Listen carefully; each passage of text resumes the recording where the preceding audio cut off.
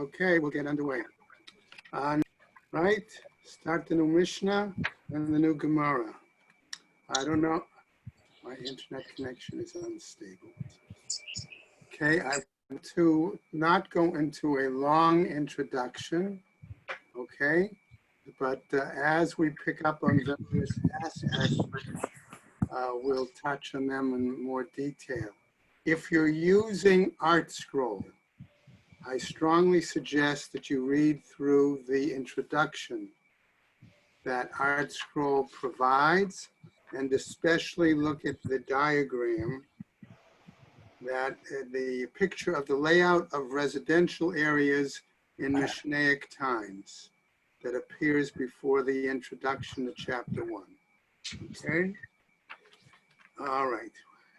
I'm going to begin with the Mishnah and point out that I had a problem with one of the commentaries, okay? Because the Mishnah starts, Mabui shahu gavoa lamala me esrim ama. Right? An alleyway where what we have to understand is that the Korah, okay, the cross beam, okay, is higher than 20 amma. Okay? Why didn't the Gemara call this Hakorah instead of Mabui? Right? Perhaps the Gemara is going to have to deal with that question, because here we're talking about not the alleyway in general, but the specific cross beam, and what's the purpose of that cross beam? Okay? In essence, is its purpose going to be simply a heker, some sort of a sign that people will see and therefore know, oh, I'm going from one rishus to another rishus? Or is there something more significant to that cross beam, that it actually signifies an actual partition? We'll come back to that, because that's the conceptual question behind the details in the Gemara, the Mishnah and the Gemara. In any event, excuse me, if this cross beam is more than 20 amma, and remember, amma is about from the tip of one's finger to one's elbow, okay, yima'et, it must be lowered down, okay?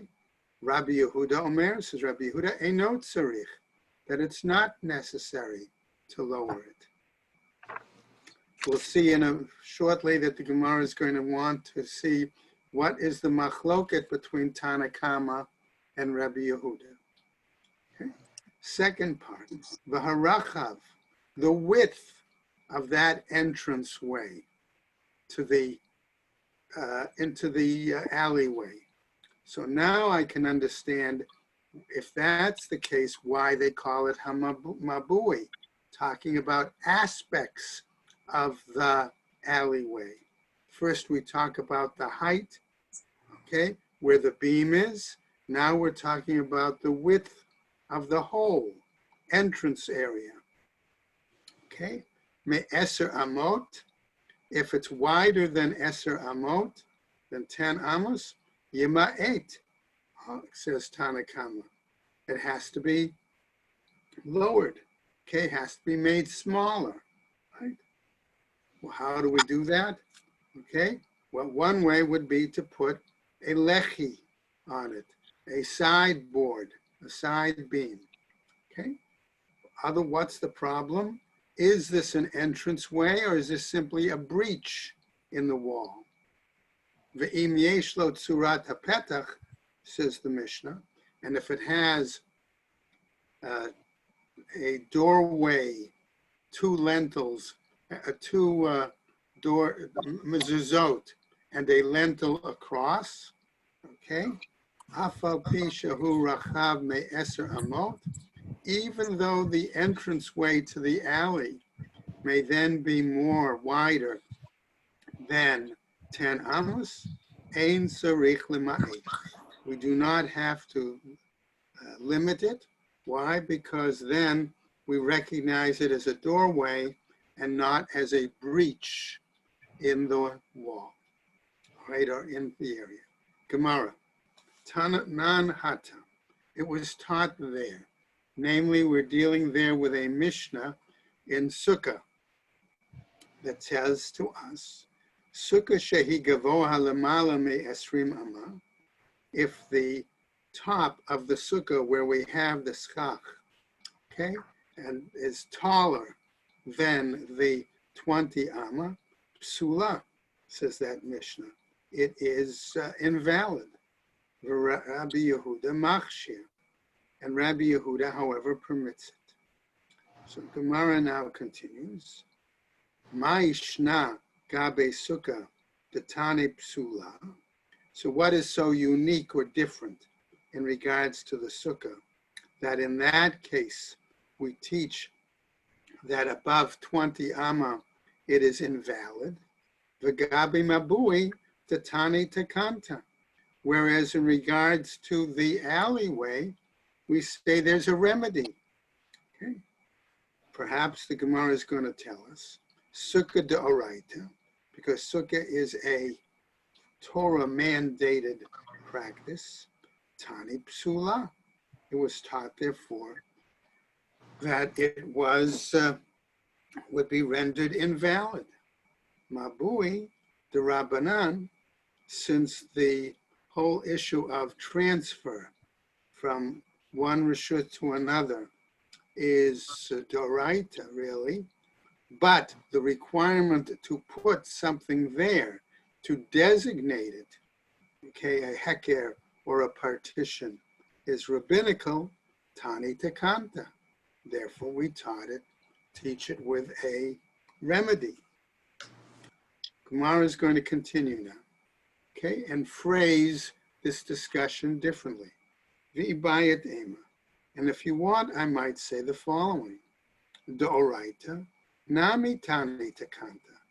Okay, that maybe we're going to say that in this case, right? We could say that maybe the issue of the psul of the sukkah, okay, is a different situation, okay?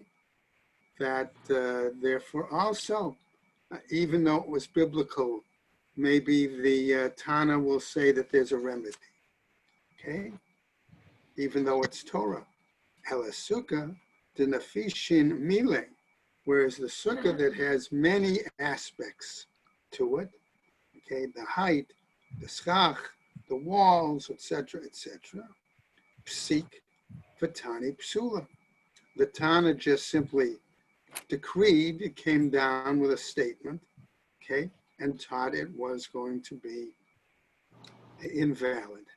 Mabui delo nafishe mile, whereas the alleyway, where there is not a lot of aspects to it, tani takanta. There they taught, okay, he taught that there is a remedy. Now, Amar Rav Yehuda, Amar Rav, a new statement in our Gemara. This is Rav Yehuda on the authority of Rav. Chachamim lo lamduha ela mipitcho shel hechal. Says the sages learned this issue of the structure of the doorway, okay, height, etc., width, all of these things, okay, basing it on the entranceway to the hechal, what we'll call the sanctuary, okay. The Rabbi Yehuda, lo lamdua ela mipitcho shel ulam. And Rabbi Yehuda learned it, however, from the entrance to the ulam. We'll call it that, the hall, or we'll call it maybe instead, the antechamber, right? Okay, so the entrance hall could be another name. Ditznan, as taught in a Mishnah, Petcho shel hechal, gav'o esrim amma, that the entrance to the hechal, the sanctuary, was 20 amma high, v'rachavo eser amot, and its width, okay, was 10 amos, v'shel ulam, but in regards to the entrance hall, okay, gavo arba'im amma, its height was 40 amas high, urechavo esrim amma, and its entranceway was 20 amas wide. Ushnehem mikra echad darshu, and both of them, namely Rabbi Yehuda as well as the Chachamim, darshan the same pasuk. Rabbi, Yes. one question, a general question.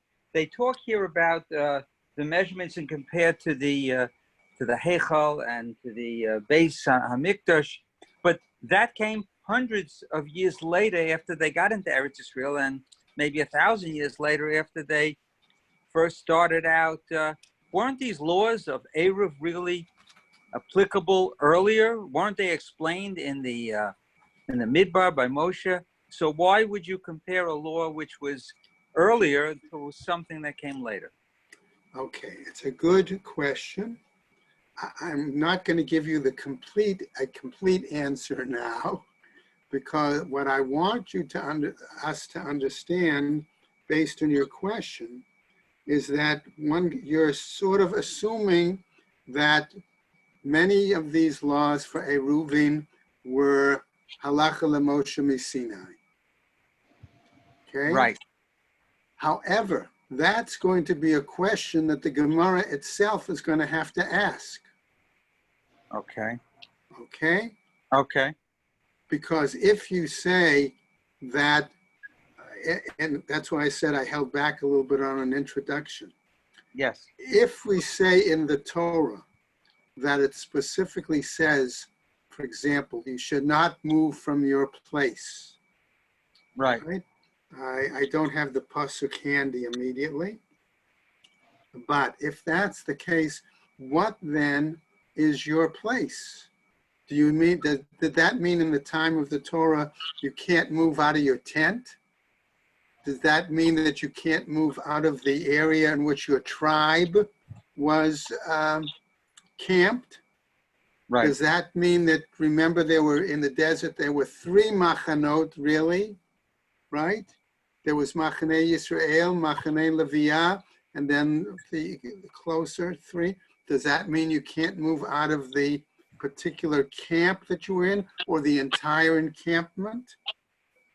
So once you get to the situation of different living arrangements, like they had in Bavel, okay, Chachamim had to deal with Torah mandated practices and had to therefore ask themselves this question. So we're going to see that that's going to be part of the issue. Okay. Okay. Okay? So it's not a complete answer, but it's an excellent question. Okay? So what happens? So according to this statement, okay, they seem to say, well, there's a precedent. Okay? The precedent is, what is the size of the doorway of the sanctuary? Or what is the size of the doorway of the entrance hall? Okay? The ulam. Now, let's go on. By the way, you also have to keep in mind that, remember, Art Scroll, I don't know if it shows us where the pasuk is cited from, okay? But remember that in part of the citations, we're not just quoting, let's say, from Vayikra, that dealt, okay? We're also talking about Book of Yechezkel, where they give other descriptions, I'll say, of what a Beis Mikdash might be. Okay, and that's going to add to the issue of the citation. Okay, so keeping that in mind, if you look in Art Scroll 2A, 2, on the site Psukim, we see that they refer to that as well. Okay. All right, so I'm going to continue now back in the Gemara. Okay, it said, Umikra echad darshu. Excuse me, and they talked the same pasuk. They dashed in the same pasuk. Vishachato petach ohel moed. Okay, that in Vayikra, it says that they slaughtered the animal, right? Prepared it opposite the entrance of the ohel moed. The Rabbanan, why? Because according to the rabbis, Savre Kedushat Heichal Lechud, Ukedushat Ulam Lechud. Because the rabbis were of the opinion that the entranceway, the antechamber, entrance hall had one level of Kedusha, and the sanctuary, the Heichal, had a different level of Kedusha. V'chi Kativ Petech Ohel Moed, and when it talks about slaughtering the animal opposite the entranceway of the Ohel Moed, Ahechal Kativ. There it was referring to the Hechal. The Rabbi Yehuda Savar, Hechal v'ulam Kedusha Echati. Okay, they were of the Rabbi Yehuda, felt that the antechamber or the entrance hall in the sanctuary was all one edifice, and as a result, therefore, it had the same level of kedusha, sanctity. V'chi kativ petach ohel moed, and when it says in the pasuk opposite the entranceway of the ohel moed, right? Atravayu hu dich. It's written in regards to both of them. Okay, so we're now going to pick up another part of the Gemara. V'ibayat ema.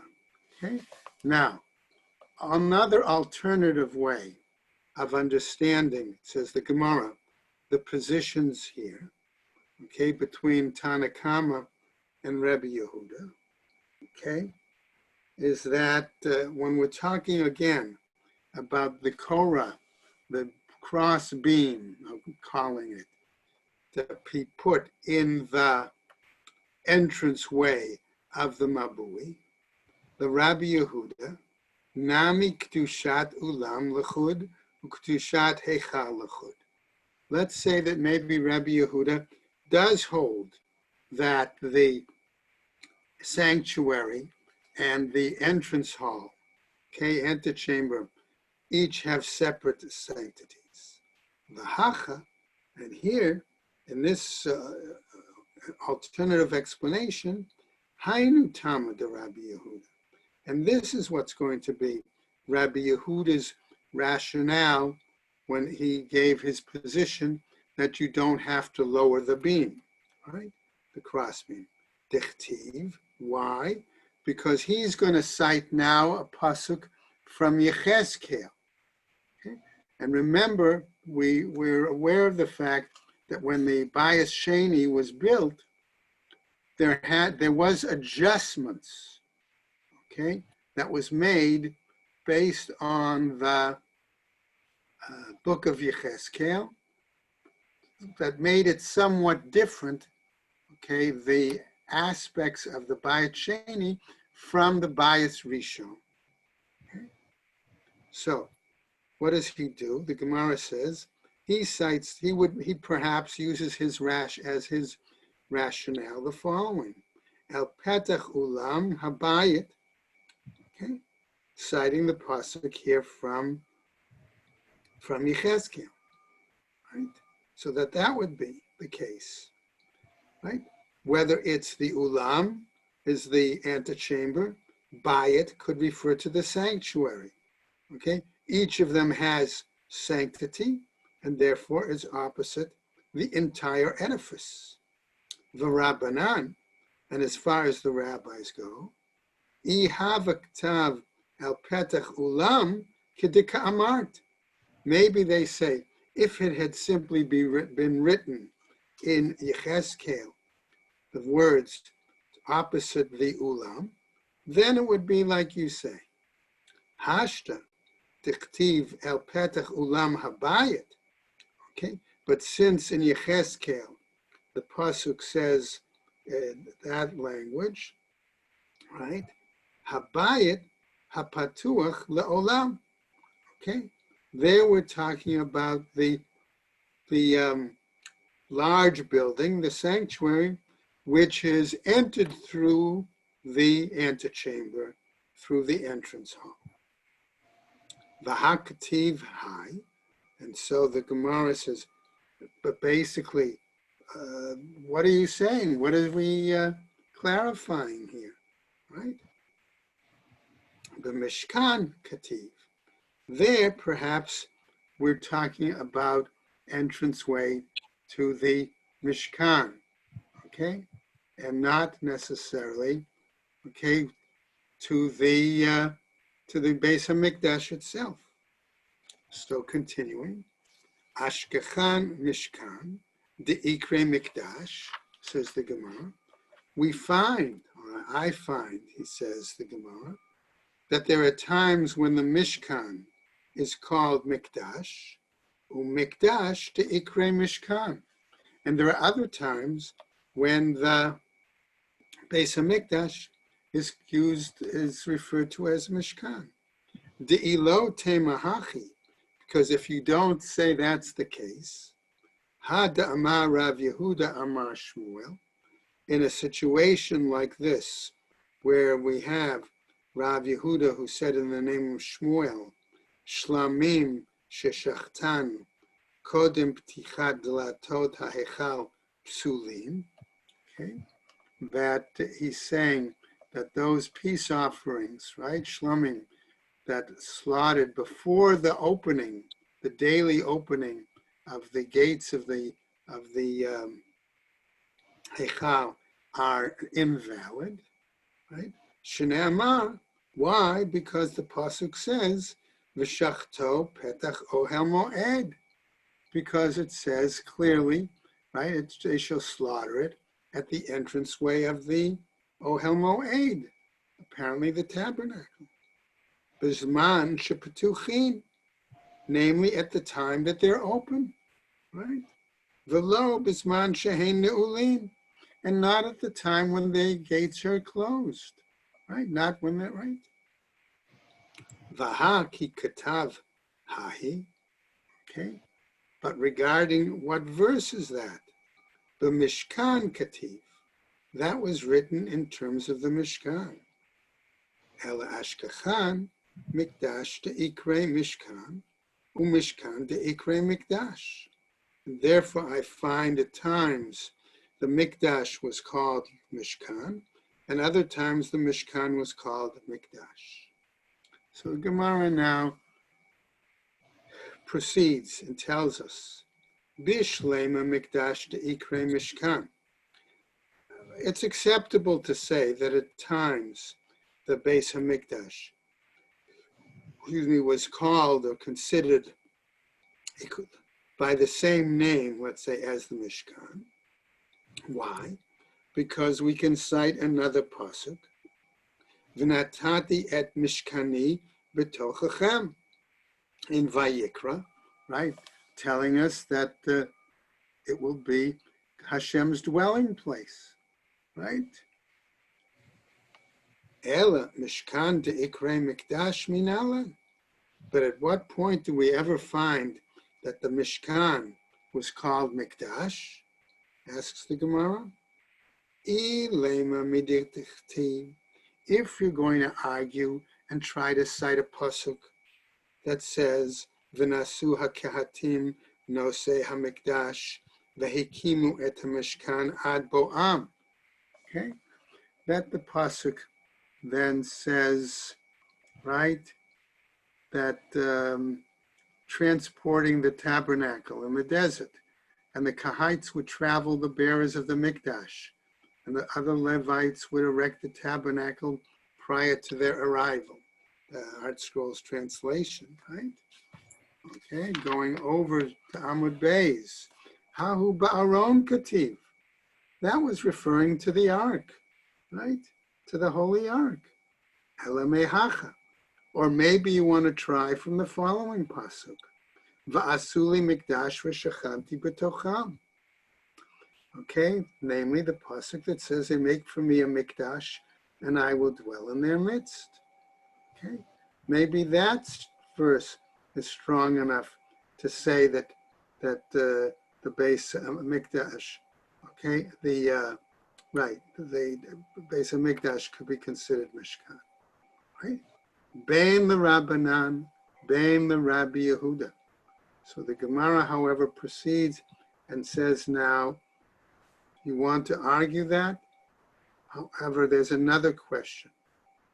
Whether we take the view that they learned it from the doorways of the Ulam or the Heichal, okay, or whether we base it on the fact that the one place was called Mikdash and one was called Mishkan, we have another question. For both, really, the rabbis and Rabbi Yehuda, Lilfu mi petach shar hachatzer. Why can't they learn it from the entrance of the shar hachatzer, the entrance way to the courtyard, right, to the temple courtyards? Tichtiv, why? Because there we've got a pasuk again that is going to tell us from Shmot the following: Orech hachatzer me'ah ba'ama, v'rachav chamishim b'chamishim, v'koma chamesh me'ot. Right, describing the courtyard. Right, the length of the courtyard 100 amos, its width is 50 by 50 amos, and its height was 5 amos. Uktiv, and then afterwards it's written, v'chamesh esrei ama kla'im lekatef. Right, and then it says, and there shall be 15 amos of curtains for one shoulder, so to speak, for one side. Uktiv, ulekatef hashenit, mizeh umizeh l'shar, hechatzer, kla'im chamesh esrei ama. Right, and the other pasuk says, right, for the other shoulder, on either side of the courtyard of the gateway, curtains of 15 amos. Malahalan chamesh barochav esrim, afkan chamesh barochav esrim. And so we can argue, just as the opening was there, 5 amos high and a width of 20, right? So too, we can say here too, maybe compare that to a alleyway, okay? All right, and say it's got to be a certain height and a certain width, right? Petach shar hechatzer ikre. But the Gemara challenges that and doesn't accept it and says, no, that was the entrance of the gateway to the courtyard. Petach stama lo ikre. And as a general statement of what an entranceway is, it wasn't called. And so therefore that option is not usable. Okay, says the Gemara, let's try an alternative answer. V'ibayat ema. Perhaps he'll say the following. Ki kativ kla'im chamesh esrei ama lekatef. Because we have a pasuk that says, again, there were curtains 15 amos for one shoulder, for one side. Begov hu diktiv. But the Gemara says, okay, what about the height? Right? Gov its height. V'haktiv, but wasn't it written again? V'koma chamesh amot, that its height was 5 amos high. Explicitly said in the Torah. Hahu misvat mizbeach u'amala, says the Gemara. No, that definition of 5, says the Gemara, that was from the edge of the mizbeach, the edge of the altar, and above. The Rabbi Yehuda, mipitcho shel ulam gamar. And so if that's the case, we're coming back to ask the question.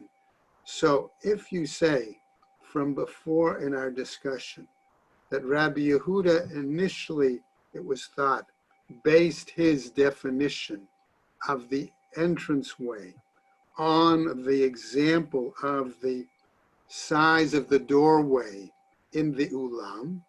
Remember, we said that was 40 amos high, okay? And if we remember from when we studied, if we were doing any of Mishnah Midos, it described the fact that there was also above the doorway to the ulam, there were decorative wooden beams above it, right? Vahatnan. So the Gemara then asks, right? What about the following, right?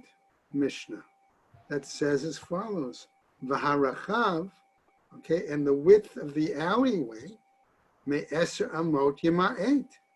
Our Mishnah said that if it's wider than 10 amos, it has to be reduced. Velo plig Rabbi Yehuda. And Rabbi Yehuda didn't seem to change this, argue with this. Amar Abaye, says Abaye, right? Palig b'braita.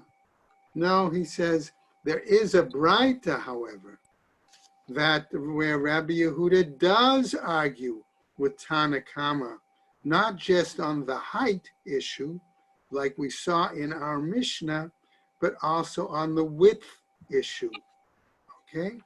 And now we're going to hear that braita.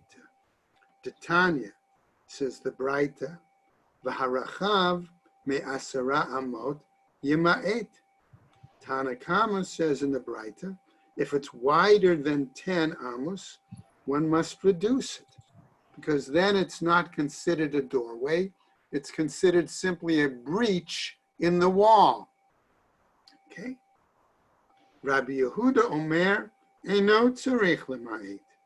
And in this braita, Rabbi Yehuda says one doesn't have to reduce it. V'liflog b'matnitin, says the Gemara. So let him argue, okay, with the Tanakama in our Mishnah. Okay? Palig begova v'hu hadin l'rechava, answers the Gemara. He argues really both not only about the height, which we saw was the issue of the Korah, the crossbeam, but also about the width. Now, I'm going to pause for a moment just to bring in another aspect to keep in mind. It would seem that Rabbi Yehuda's suggestion, okay, to rectify the issue of the height of the crossbeam would be to lower the crossbeam. Correct? However, what about another possibility?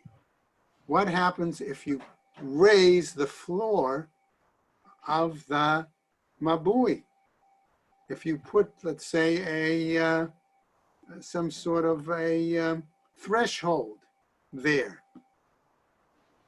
If that's the case, by raising that threshold, okay, I'm also reducing the distance between the bottom and the top of the Korah.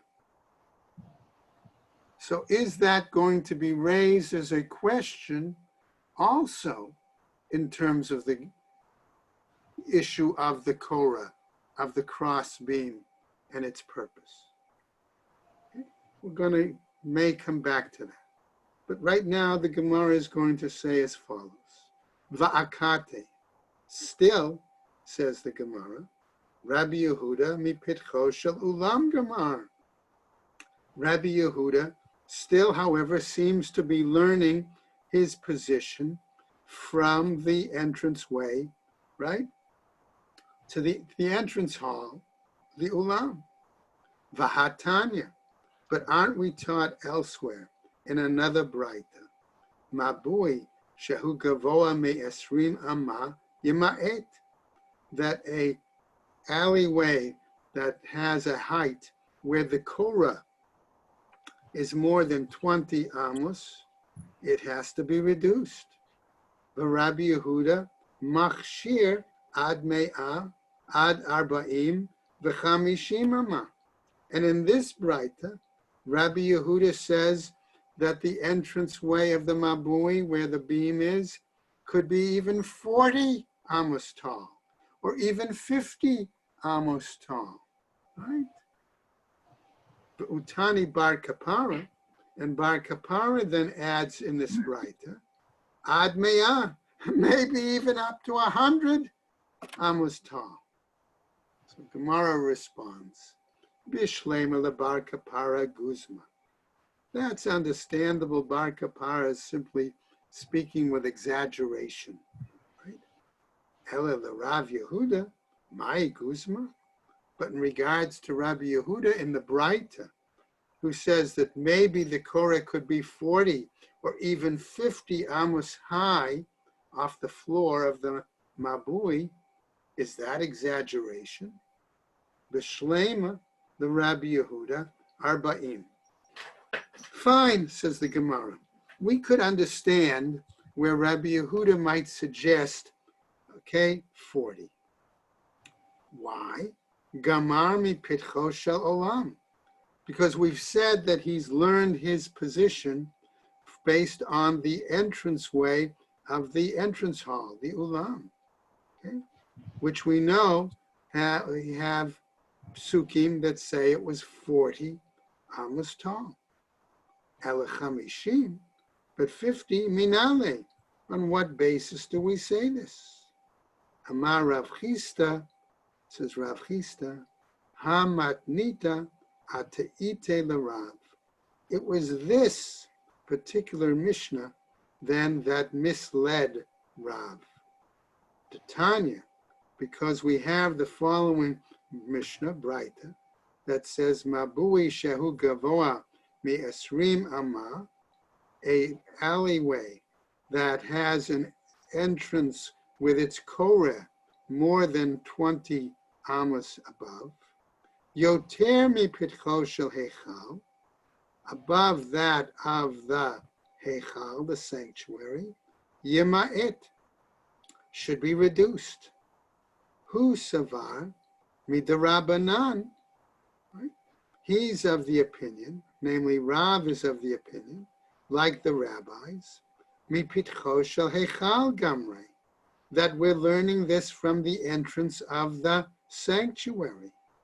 Rabbi Yehuda, mi pitcho shel olam gamar. And Rabbi Yehuda is learning it from the entrance to the entranceway. Velohi, but that's not the case, says the Gemara. This is where Rav made a mistake. Rabbi Yehuda, mi pitcha de malachim gamar. Rabbi Yehuda, however, was learning his position from the entranceway of palaces. That's where he learned it. The Rabbanan, and as far as the rabbis go, we have to come back to our earlier question. Imi pitcho shel heichal gamire, if they are learning it based on the entrance of the sanctuary, liba'od latot keheichal. Maybe then we're saying that it's required that it should have doors. Alma tnan. Alama tnan rather. Why? Because maybe based on the following. Hechsher mabui, when we say that what is suitable, so to speak, for a entranceway, right? What are we saying? Beit Shammai omrim lechi v'korah. Beit Shammai says it needs both a lechi and a korah, a side beam and a cross beam. Beit Hillel omrim lechi o korah. And Beit Hillel says that it needs either a side beam, a lechi, or a korah, or a cross beam. We could translate lechi as a post as well, instead of a side beam. Yes? Are they trying to avoid mimicking the tabernacle or the temple? No, I don't think that's the case. I think they're saying, if already you're saying that that's the model that they use to determining what a conceptually what a doorway is, then how do we apply that conceptually to a real situation of the entrance area of a alleyway? Okay, remember I suggested that this whole discussion of these details is to try to determine when you're going from one reshus to another, from the alleyway, which is going to be made into a reshus yachid, into the reshus rabim, the thoroughfare. How do you let people know, okay, that they can't carry on Shabbat from one to the other? Okay, do you simply do something that reminds them that it's Shabbat? For example, like we saw towards the end of Gemara Shabbos, remember where the person was carrying, and the Gemara told us that if he's carrying something on his shoulder, he has to run instead of walk normally, right? Because at least running would then remind him, why am I hurrying? Because I shouldn't be carrying this burden on Shabbat, okay?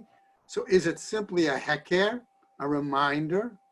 Or do we say, no, that there is that putting up this side beam, post, or this cross beam is really something that says, it's as if I've made a wall there.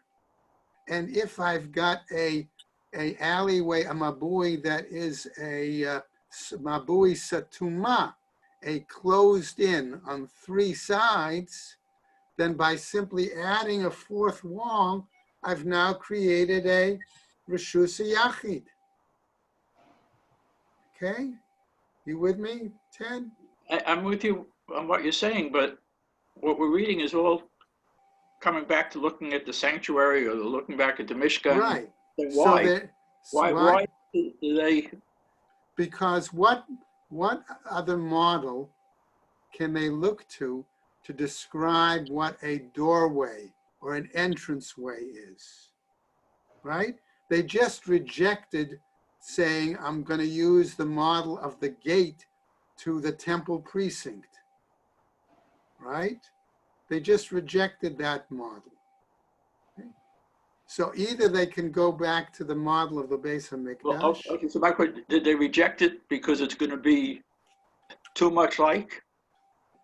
No, I don't think, I understand your question. I don't think they rejected it because it was too much like. I think they rejected it because the question is here, is that since you have the example in the Torah, then you have the example in Yechezkel, okay? That Yechezkel is talking about a third Beis HaMikdash.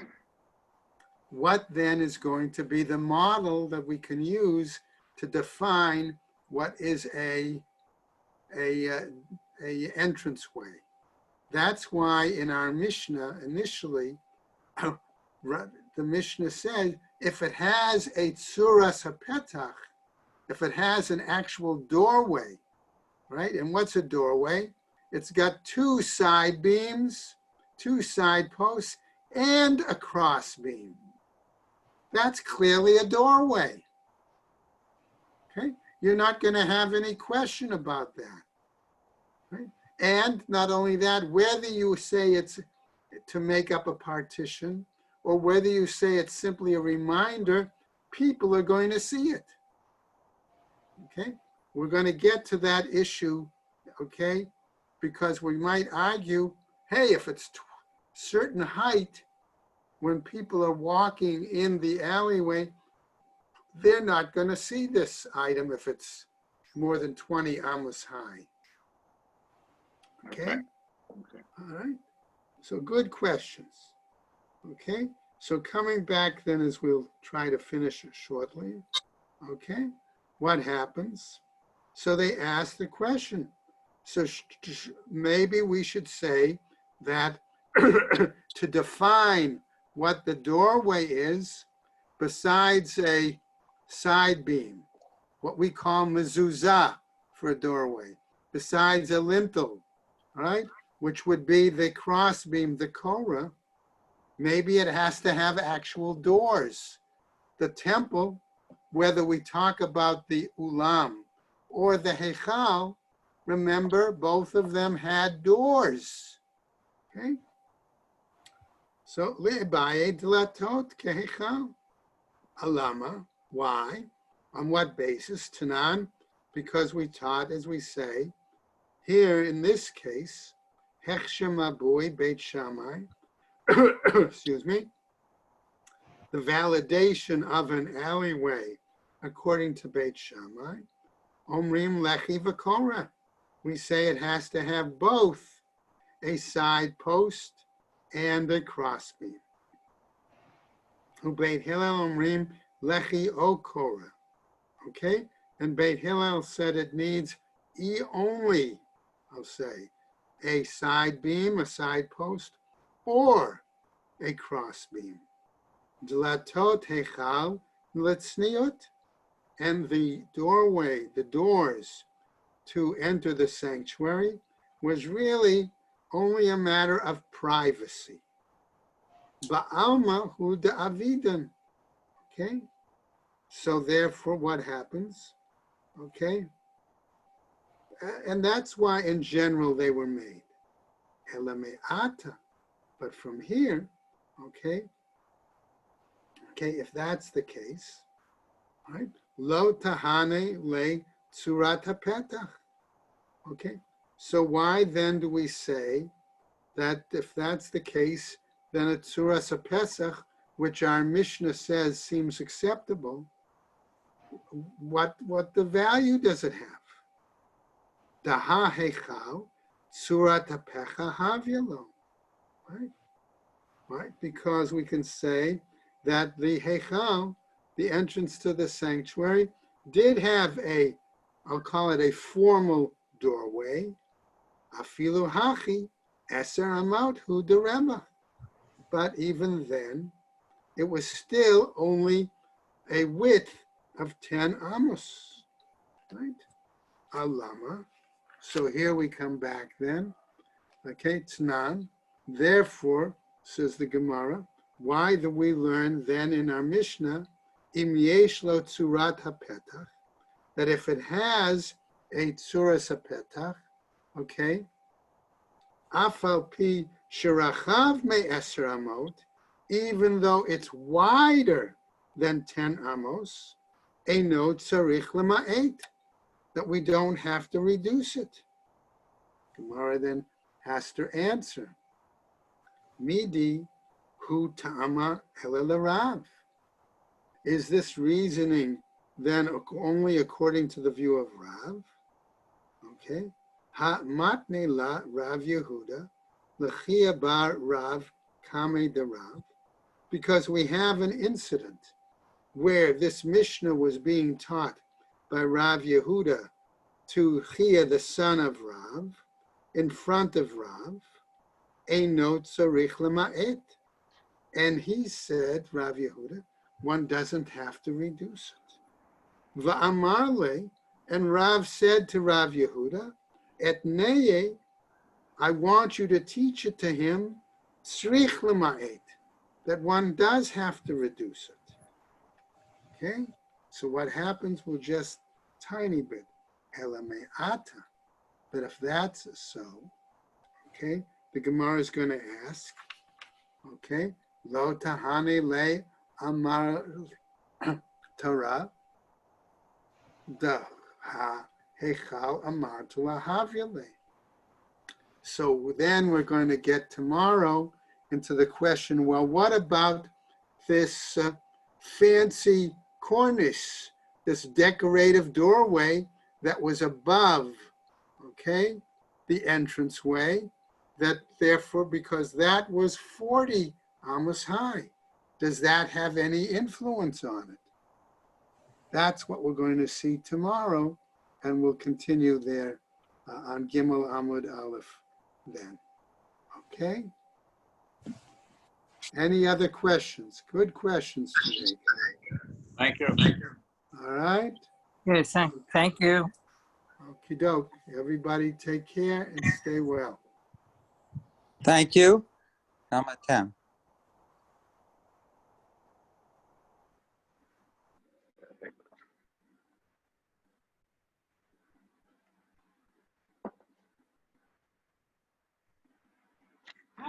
I'm still here.